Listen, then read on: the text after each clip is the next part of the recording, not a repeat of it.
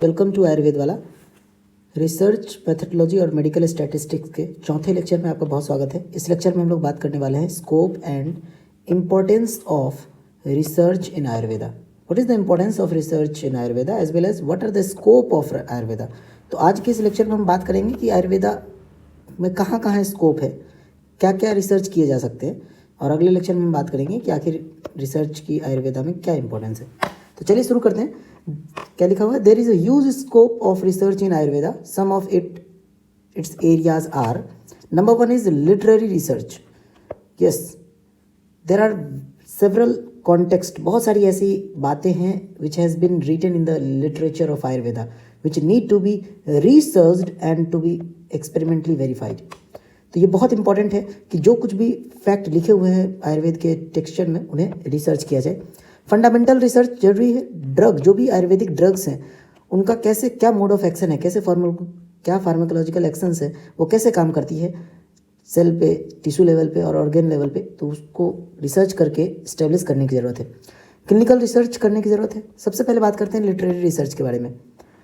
Critical studies of Ayurveda research need over Brihattrayi, Laghutrayi, Nighantu, these are ग्रंथ, है ना, आप जानते होंगे आयुर्वेद के स्टूडेंट हुए तो। यादव जी, त्रिकम जी, प्रियव्रत शर्मा, इन सब के जो ग्रंथ है आखिर इनमें जो लिखा हुआ उस पर कितनी सच्चाई है, इस बात पे रिसर्च करने की ज़रूरत है। पब्लिशिंग द अनपब्लिश्ड डाटा, बहुत सारे ऐसा अभी भी डाटा है जो अनपब्लिश्ड है, उसे पब्लिश करने की ज़रूरत है। तो the main source of Ayurvedic knowledge today is the ancient Ayurveda literature which and most of it is unpublished. So the unpublished data need to be published. And under literature research, the third point is preserving the manuscript, है ना। manuscript क्या होता है? hand written documents होते हैं। so manuscript are the hand written documents of ancient acharya which must be preserved for future generation and other researchers. अब हम बात करते हैं फंडामेंटल रिसर्च की। क्या क्या फंडामेंटल रिसर्च है? Fundamental that is basic principles of Ayurveda. बहुत सारे ऐसे आयुर्वेद के प्रिंसिपल हैं जैसे पंचमहाभूत सिद्धांत, त्रिदोष सिद्धांत। तो इन सब सिद्धांत को सामान्य विशेष सिद्धांत जैसे कहा जाता है, सामान्यम सामान्य वर्धते, है ना, घी खाने से फैट बढ़ता है। आखिर कहते हैं कि अगर आप फैटी सब्सटेंस खाओगे तो फैट बढ़ेगा। जैसे कहते हैं कि मांसेन मांस वर्धते, मांस के खाने से मांस बढ़ता है। तो आखिर ये कितनी सच्चाई है इस बात में, इसको रिसर्च और री इवेल्युएट करने की ज़रूरत है। तो यही लिखा हुआ है, fundamental research that is basic principle of Ayurveda such as त्रिदोष सिद्धांत, सामान्य विशेष सिद्धांत which have stood the test of time should be reexamine. एक समय था, इनफैक्ट समय से ये चीज़ चलता आ रहा है तो उसे अब री एग्जामिन करने की ज़रूरत है। And their validity should be reestablished by justified with the help of modern scientific parameters of present era. अब हम बात करते हैं ड्रग रिसर्च। ये बहुत इंपॉर्टेंट है। पर्सनली मेरा भी मानना है कि आयुर्वेद में जो सबसे बड़ा चीज़ जो आज की डेट में लैक कर रहा है वो ये है कि बहुत सारे जो प्रैक्टिशनर हैं या अच्छे डॉक्टर हैं वो जो भी ड्रग दे रहे हैं या तो वो अपने डोज को या ड्रग के प्रिपरेशन को प्रॉपर रिवील नहीं करते हैं, ना तो पेशेंट से ना तो मार्केट में रिवील करते हैं, जिसके कारण बहुत सारी जो ट्रीटमेंट है वो उस डॉक्टर तक ही सीमित रह जाता है। तो ड्रग में रिसर्च करना बहुत ज़्यादा ज़रूरी है। सबसे पहली चीज़ है ड्रग का स्टैंडर्डाइजेशन करना, है ना, स्टैंडर्डाइजेशन करना।